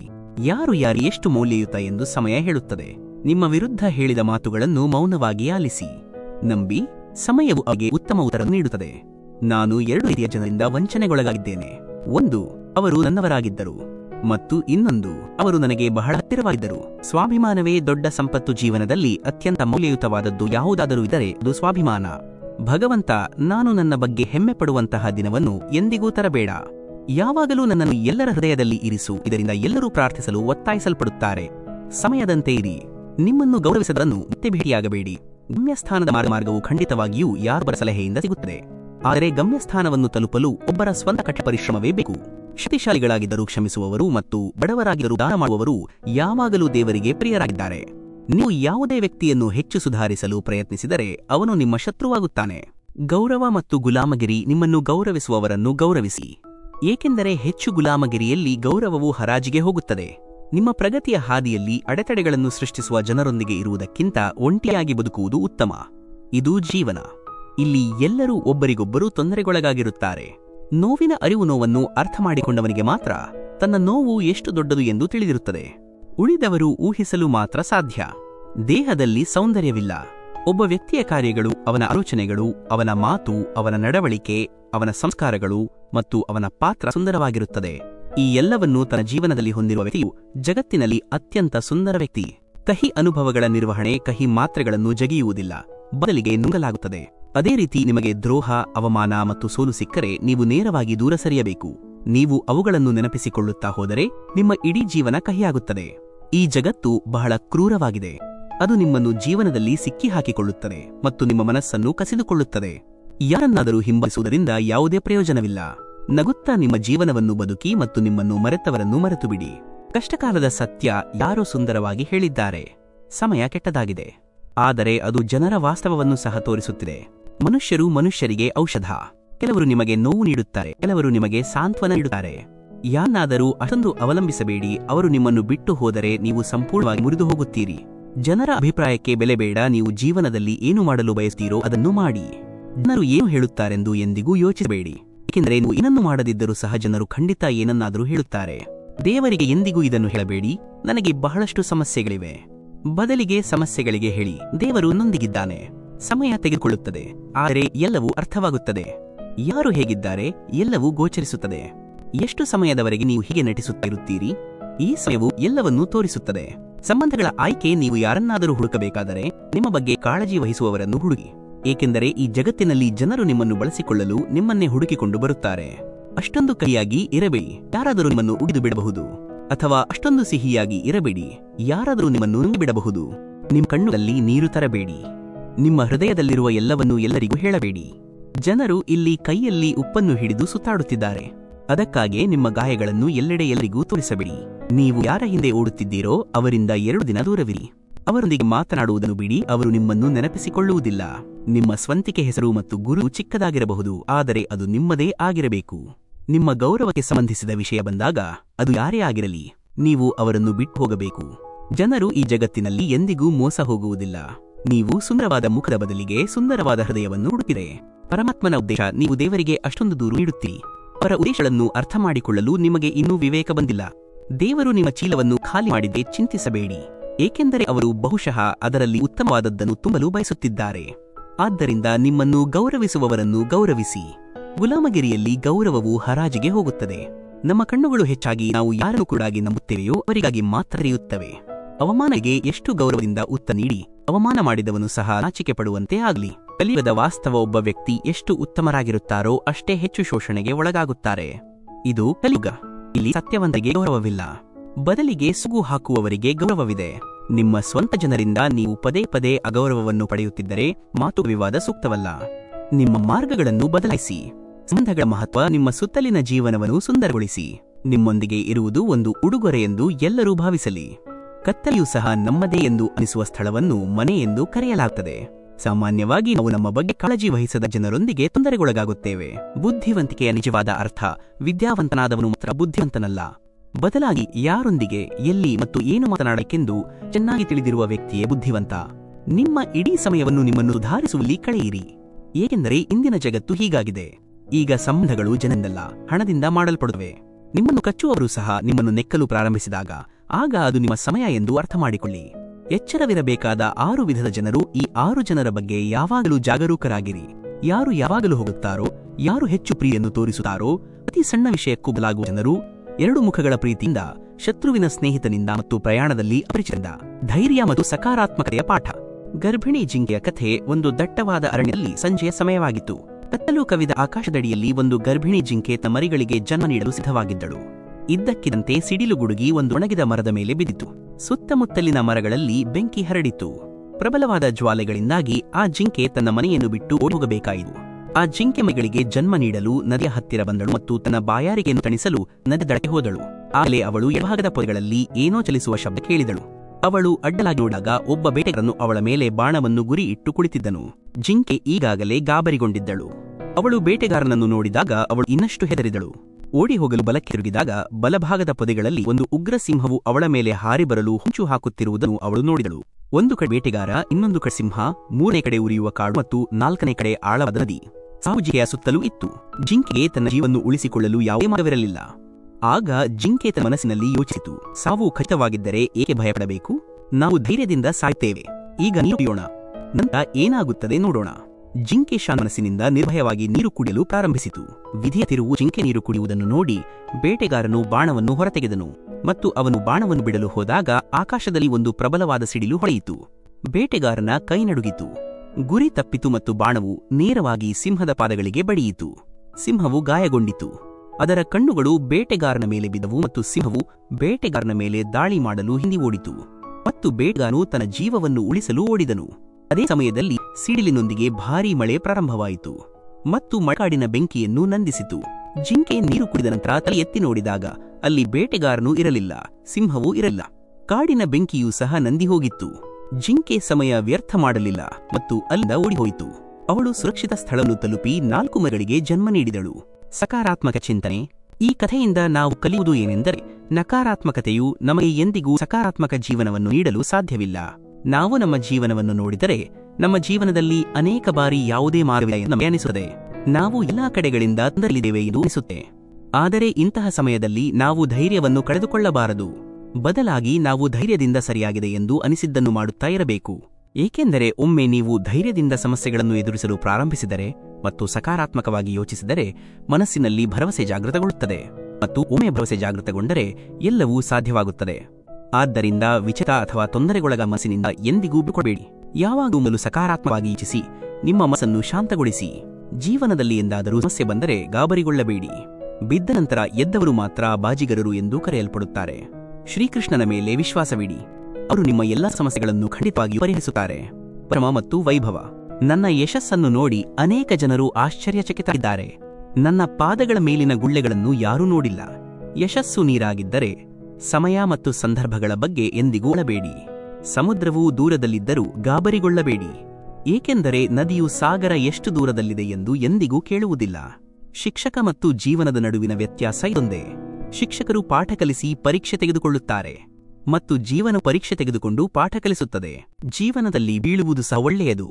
ಮಾತ್ರ ಒಬ್ಬರ ಸ್ವಂತ ಶಕ್ತಿ ಅರಿವಾಗುತ್ತದೆ. ನೀರಿನ ಒಂದು ಹನಿ ಸಾಗರದಲ್ಲಿದ್ದಾಗ ಅದಕ್ಕೆ ಯಾವುದೇ ಅಸ್ತಿತ್ವವಿರುವುದಿಲ್ಲ. ಆದರೆ ಅದೇ ಹನಿ ಒಂದು ಎಲೆಯ ಮೇಲೆ ಬಿದ್ದಾಗ ಅದು ಮುತ್ತಿನಂತೆ ಹೊಳೆಯುತ್ತದೆ. ಅದೇ ರೀತಿ ನೀವು ಸಹ ಮುತ್ತಿನಂತೆ ಹೊಳೆಯುವಂತಹ ಸ್ಥಾನವನ್ನು ತಲುಪಬೇಕು. ಹೊಳೆಯಿರಿ, ಏಕೆಂದರೆ ಜನಸಂದಣಿಯಲ್ಲಿ ಗುರು ಕಳೆದು ಹೋಗುತ್ತದೆ. ಗುರುಗಳ ಉಪದೇಶ. ಇದು ಬಹಳ ಹಿಂದಿನ ಮಾತು. ಒಂದು ಗುರುಕುಲದಲ್ಲಿ ಗುರುಗಳು ತಮ್ಮ ಶಿಷ್ಯರಿಗೆ ಉಪದೇಶ ನೀಡುತ್ತಿದ್ದರು. ಅವರು ಶಿಷ್ಯರಿಗೆ ಹೇಳುತ್ತಿದ್ದರು, ನೀವು ಶಾಂತ ಮನಸ್ಸಿನಿಂದ ಕುಳಿತಿದ್ದಾಗ ಈ ವಿಶ್ವ, ಈ ಪ್ರಕೃತಿ ಎಲ್ಲರಿಗೂ ಸಮಾನ ಅವಕಾಶಗಳನ್ನು ನೀಡುತ್ತದೆ ಎಂದು ನಿಮಗೆ ಅರಿವಾಗುತ್ತದೆ. ಇಲ್ಲಿ ಎಲ್ಲರಿಗೂ ಅಪಾರ ಸಾಧ್ಯತೆಗಳಿವೆ. ಲೆಕ್ಕವಿಲ್ಲದಷ್ಟು ಸಂಪನ್ಮೂಲಗಳಿವೆ. ಯಾರಾದರೂ ತಮಗೆ ಬೇಕಾದಷ್ಟು ತೆಗೆದುಕೊಳ್ಳಬಹುದು. ಆದರೆ ಅದೇ ಸಮಯದಲ್ಲಿ ನಾವು ಹೇಗೆ ತೆಗೆದುಕೊಳ್ಳಬೇಕೆಂದು ನಮಗೆ ತಿಳಿದಿಲ್ಲ ಎಂದು ನಿಮಗೆ ಅರಿವಾಗುತ್ತದೆ. ನಮಗೆ ಹೇಗೆ ಸಾಧಿಸಬೇಕೆಂದು ತಿಳಿದಿಲ್ಲ. ಏಕೆಂದರೆ ಏನನ್ನಾದರೂ ಸಾಧಿಸಲು ಒಂದು ಮಾರ್ಗವಿದೆ, ಒಂದು ವಿಧಾನವಿದೆ ಮತ್ತು ಕೆಲವು ಸೂಕ್ಷ್ಮ ರಹಸ್ಯಗಳಿವೆ. ಅವುಗಳ ಅಭ್ಯಾಸವೇ ಆ ಯಶಸ್ಸಿನ ಆಧಾರವಾಗಿದೆ. ಆ ಯಶಸ್ಸನ್ನು ಸಾಧಿಸಲು ಸರಿಯಾದ ಮಾರ್ಗವಿದೆ. ಯಾರು ಯಶಸ್ವಿಯಾಗಲು ಬಯಸುವುದಿಲ್ಲ? ಯಾರು ಸಂತೋಷವಾಗಿರಲು ಬಯಸುವುದಿಲ್ಲ? ದರೂ ನಮ್ಮನ್ನೆಲ್ಲ ಇದನ್ನು ಸಾಧಿಸುವುದರಿಂದ ತಡೆಯುವ ವಿಷಯ ಯಾವುದು? ಅದು ನಮ್ಮದೇ ನಕಾರಾತ್ಮಕ ಆಲೋಚನೆಗಳು. ಅದು ನಮ್ಮ ನಕಾರಾತ್ಮಕ ಸ್ವ ಸಂವಾದ ಮತ್ತು ನಮ್ಮ ಮನಸ್ಸು. ಮತ್ತು ನಮ್ಮ ಮನಸ್ಸೇ ಅಂತಹ ಆಲೋಚನೆಗಳನ್ನು ಸೃಷ್ಟಿಸುತ್ತಾ ಇರುತ್ತದೆ. ಅದು ನಮ್ಮ ಆತ್ಮವಿಶ್ವಾಸವನ್ನು ದುರ್ಬಲಗೊಳಿಸುತ್ತದೆ ಮತ್ತು ನಾವು ಆ ಯಶಸ್ಸಿಗೆ ಅರ್ಹರಲ್ಲ ಎಂದು ನಮ್ಮನ್ನು ನಂಬುವಂತೆ ಮಾಡುತ್ತದೆ. ಯಶಸ್ಸಿನ ಸೂಕ್ಷ್ಮ ರಹಸ್ಯ, ಮತ್ತು ಇದೇ ಸೂಕ್ಷ್ಮ ರಹಸ್ಯವಾಗಿದೆ, ನಿಮ್ಮ ಮನಸ್ಸಿನಲ್ಲಿ ಓಡುತ್ತಿರುವ ಆಲೋಚನೆಗಳಿಗೆ ಸರಿಯಾದ ದಿಕ್ಕನ್ನು ನೀಡುವುದು. ಅವುಗಳನ್ನು ನಕಾರಾತ್ಮಕದಿಂದ ಸಕಾರಾತ್ಮಕಕ್ಕೆ ತಿರುಗಿಸುವುದು. ನಿಮ್ಮೊಂದಿಗೆ ನಿಮ್ಮ ಮಾನಸಿಕ ಸಂಭಾಷಣೆಯನ್ನು ಸರಿಪಡಿಸುವುದು ಮತ್ತು ನಿಮ್ಮನ್ನು ನೀವು ನಂಬುವುದು. ಗುರುಗಳು ಹೇಳಿದರು, ನಿಮ್ಮೊಳಗೆ ಏನೋ ಇದೆ, ಅದು ಅತ್ಯಂತ ಕಷ್ಟದ ಸಮಯದಲ್ಲೂ ನಿಮ್ಮನ್ನು ಬಿಟ್ಟುಕೊಡಲು ಬಿಡುವುದಿಲ್ಲ. ನಕಾರಾತ್ಮಕ ಭಾವನೆಗಳ ನಿರ್ವಹಣೆ. ಜನರು ದುಃಖಿತರಾದಾಗ ಮತ್ತು ವಿಚಲಿತರಾದಾಗ ಅವರು ಸಾಮಾನ್ಯವಾಗಿ ಮಾಡಬಾರದ ಕೆಲಸಗಳನ್ನು ಮಾಡುತ್ತಾರೆ. ನಕಾರಾತ್ಮಕ ಭಾವನೆಗಳಿಂದಾಗಿ ನಮ್ಮೊಳಗಿನ ಕೆಟ್ಟತನವು ಹಲವು ಬಾರಿ ಹೊರಬರುತ್ತದೆ ಮತ್ತು ನಾವು ತಪ್ಪು ಹೆಜ್ಜೆಗಳನ್ನು ಇಡ್ತೇವೆ.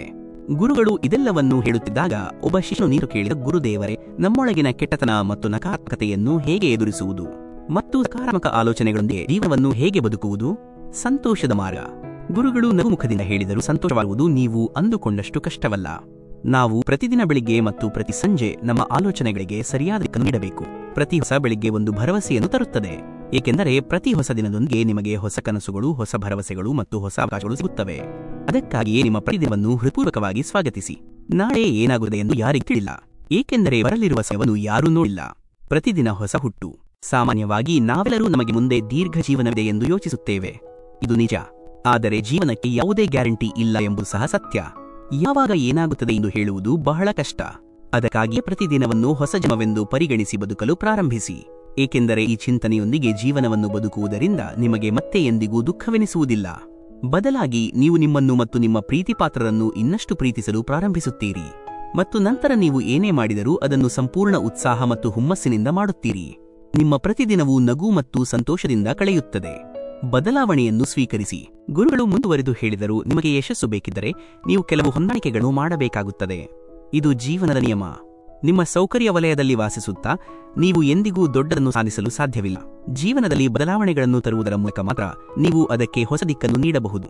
ಅದಕ್ಕಾಗಿಯೇ ಪ್ರತಿ ಬದಲಾವಣೆಯನ್ನು ಮುಕ್ತ ಮನಸ್ಸಿನಿಂದ ಮತ್ತು ಪೂರ್ಣ ಹೃದಯದಿಂದ ಸ್ವಾಗತಿಸಿ. ಸಮಯದೊಂದಿಗೆ ಬದಲಾಗಲು ಕಲಿಯುವವರು ಅವರು ಯಶಸ್ಸನ್ನು ಪಡೆಯುತ್ತಾರೆ. ನಿಮ್ಮ ಜೀವನದಲ್ಲಿ ಬಹಳಷ್ಟು ಕಷ್ಟಗಳಿವೆ ಮತ್ತು ನೀವು ವಿಚಲಿತರಾಗಿದ್ದೀರಿ ಎಂದು ನಿಮಗೆ ಅನಿಸಿದರೆ, ಆಗ ನೀವು ಕಷ್ಟಗಳನ್ನು ಎದುರಿಸುವ ಕಡೆಗೆ ನಿಮ್ಮ ಮನೋಭಾವವನ್ನು ಬದಲಾಯಿಸಬೇಕು.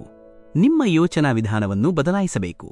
ಬದಲಾವಣೆ ಏನೇ ಇರಲಿ ಮತ್ತು ಅದು ಎಷ್ಟು ಕಷ್ಟಕರವಾಗಿ ಕಂಡುಬಂದರೂ ನೀವು ಅದನ್ನು ಎದುರಿಸಿ. ನಿಮಗೆ ತಿಳಿದಿಲ್ಲದಿರಬಹುದು, ಆದರೆ ನೀವು ಅಂದುಕೊಂಡಿರುವುದಕ್ಕಿಂತ ನೀವು ಹೆಚ್ಚು ಬಲಶಾಲಿ ಮತ್ತು ನಿಮ್ಮ ಜೀವನದಲ್ಲಿ ಎಷ್ಟು ಹೆಚ್ಚು ಕಷ್ಟಗಳು ಬರುತ್ತವೆಯೋ ಅಷ್ಟೇ ಹೆಚ್ಚು ನೀವು ಬಲಶಾಲಿಗಳಾಗುತ್ತೀರಿ. ಏಕೆಂದರೆ ಪ್ರತಿ ಕಷ್ಟವೂ ಒಂದು ಹೊಸ ಅನುಭವ, ಒಂದು ಹೊಸ ಪಾಠವನ್ನು ನೀಡುತ್ತದೆ ಮತ್ತು ನಂತರ ಯಾರೂ ನಿಮ್ಮನ್ನು ಯಶಸ್ವಿಯಾಗದಂತೆ ತಡೆಯಲು ಸಾಧ್ಯವಾಗುವುದಿಲ್ಲ ಮತ್ತು ನಿಮ್ಮ ಜೀವನವು ಸಂತೋಷ ಮತ್ತು ಯಶಸ್ಸಿನಿಂದ ತುಂಬಿರುತ್ತದೆ. ಆಲೋಚನೆಗಳ ನಿಯಂತ್ರಣ. ಕೆಟ್ಟ ಕೆಲಸಗಳನ್ನು ಮಾಡುವುದರ ಮೂಲಕ ವಿಶ್ವವು ನಿಮ್ಮನ್ನು ಆಶೀರ್ವದಿಸುತ್ತದೆ ಎಂದು ಯೋಚಿಸಬೇಡಿ. ಅದಕ್ಕಾಗಿಯೇ ನಿಮ್ಮ ಚಿಂತನೆ ಮತ್ತು ನಿಮ್ಮ ಕಾರ್ಯಗಳ ಮೇಲೆ ಸರಿಯಾದ ನಿಯಂತ್ರಣವನ್ನಿಟ್ಟುಕೊಳ್ಳಿ. ನಾವು ಜಗತ್ತನ್ನು ಹೇಗೆ ನೋಡುತ್ತೇವೆ ಎಂಬುದು ನಮ್ಮದೇ ಚಿಂತನೆಯ ಮೇಲೆ ಅವಲಂಬಿತವಾಗಿರುತ್ತದೆ. ನಕಾರಾತ್ಮಕತೆಯುಳ್ಳ ವ್ಯಕ್ತಿಯು ಜಗತ್ತಿನಲ್ಲಿ ಕೇವಲ ಕೆಟ್ಟತನವನ್ನು ಮಾತ್ರ ನೋಡುತ್ತಾನೆ. ಆದರೆ ಸಕಾರಾತ್ಮಕ ಚಿಂತನೆಯು ನಾವು ಈಗ ಹೊಂದಿರುವ ಮತ್ತು ಆ ಕಾಮಿಕ್ ಶಕ್ತಿಯ ಅನುಗ್ರಹದಿಂದ ನಮಗೆ ಸಿಕ್ಕಿರುವ ವಿಷಯಗಳಿಗೆ ಜೀವನದಲ್ಲಿ ಮೌಲ್ಯ ನೀಡಲು ನಮಗೆ ಸಹಾಯ ಮಾಡುತ್ತದೆ. ಆಂತರಿಕ ಶಾಂತಿ ಮತ್ತು ಪ್ರಶ್ನೆಗಳು. ಗುರುಗಳು ಮುಂದುವರೆದು ಹೇಳಿದರು, ನಿಮ್ಮ ಮನಸ್ಸನ್ನು ಶಾಂತವಾಗಿ ಇಡಲು ಕಲಿಯಿರಿ.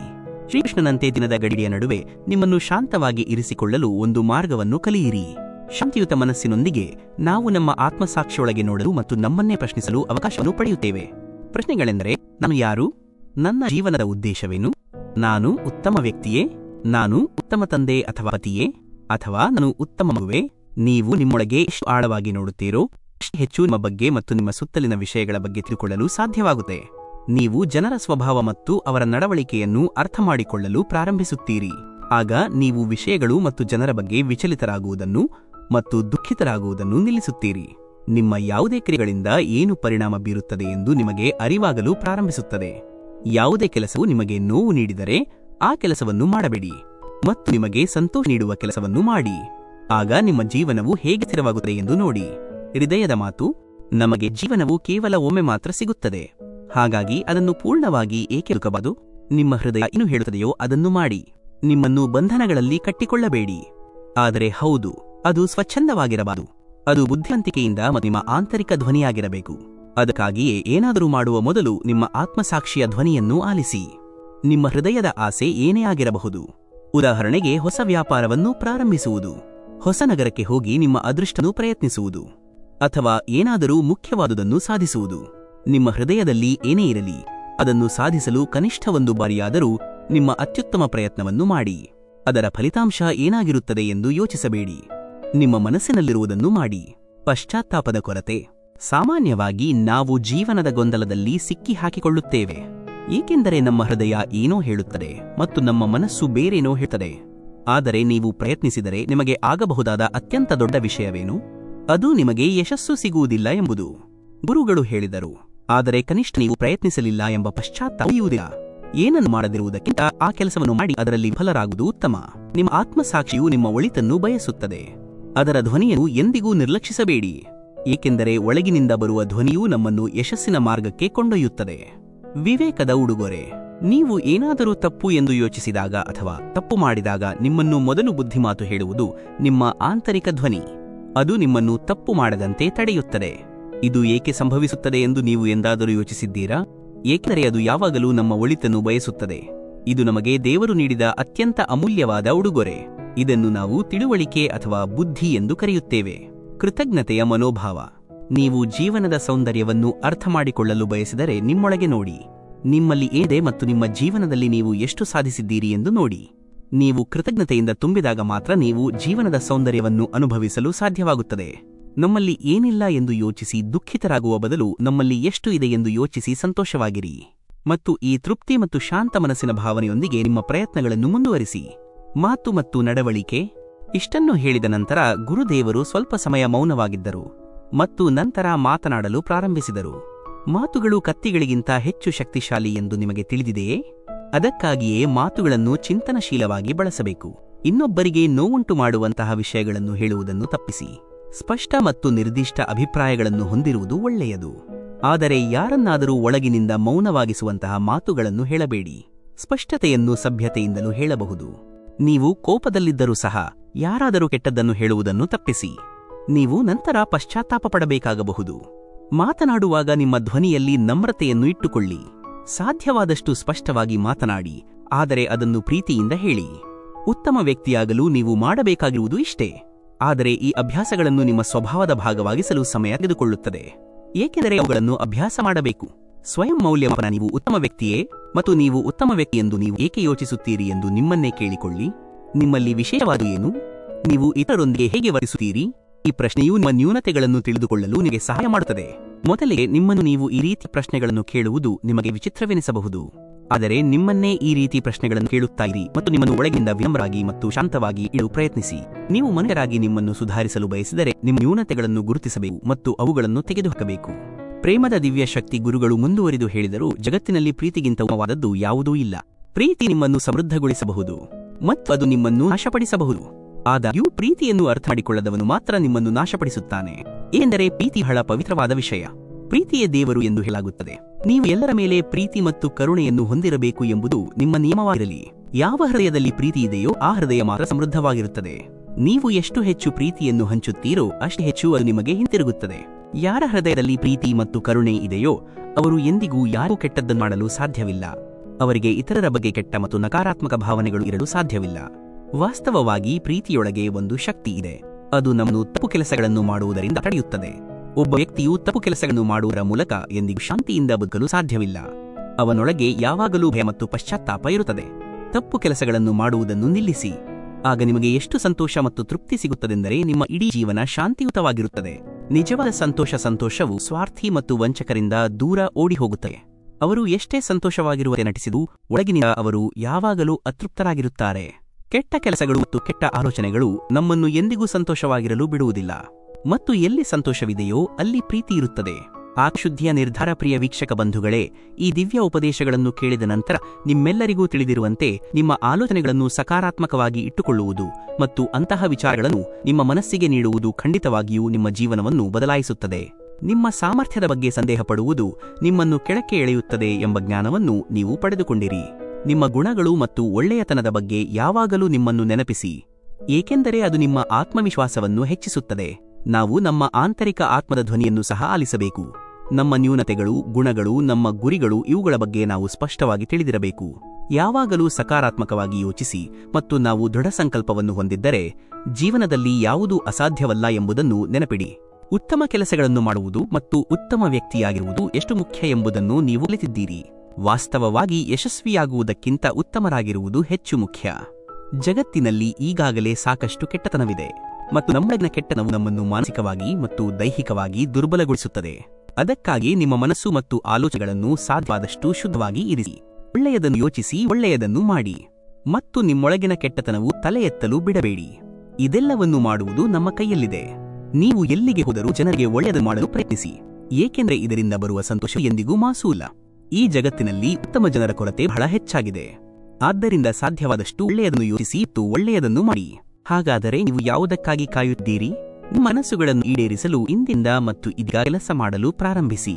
ಸ್ನೇಹಿತರೆ, ಈ ವಿಡಿಯೋ ಇಲ್ಲಿಗೆ ಮುಕ್ತಾಯಗೊಳ್ಳುತ್ತದೆ. ಈ ಕೃಷ್ಣ ಸಂದೇಶವು ತಮ್ಮೆಲ್ಲರಿಗೂ ಇಷ್ಟವಾಯಿತು ಎಂದು ನಾವು ಭಾವಿಸುತ್ತೇವೆ. ತಮ್ಮ ಅಮೂಲ್ಯವಾದ ಪ್ರತಿಕ್ರಿಯೆಗಳನ್ನು ಕಾಮೆಂಟ್ ವಿಭಾಗದಲ್ಲಿ ಹಂಚಿಕೊಳ್ಳಿ. ಈ ಜ್ಞಾನವನ್ನು ತಮ್ಮ ಪ್ರೀತಿಪಾತ್ರರಿಗೆ ಹಂಚಿಕೊಳ್ಳಲು ಮರೆಯದಿರಿ. ನೀವು ನಮ್ಮ ಕೃಷ್ಣ ಸಂದೇಶ ವಾಹಿನಿಗೆ ಹೊಸಬರಾಗಿದ್ದರೆ ದಯವಿಟ್ಟು ಚಂದಾದಾರರಾಗಿ ಮತ್ತು ಬೆಲ್ ಐಕಾನ್ ಒತ್ತಿ. ನಿಮ್ಮೆಲ್ಲರಿಗೂ ಶುಭವಾಗಲಿ. ಭಗವಂತ ಶ್ರೀಕೃಷ್ಣನ ಕೃಪೆ ನಿಮ್ಮ ಮೇಲೆ ಸದಾ ಇರಲಿ. ಜೈ ಶ್ರೀಕೃಷ್ಣ.